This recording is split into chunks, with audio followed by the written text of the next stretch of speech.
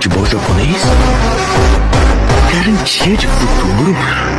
Nada disso importa. Porque a gente quer vencer aqui e agora. Não queremos o futuro. Perder é o mesmo que morrer. Mas a gente ainda não morreu.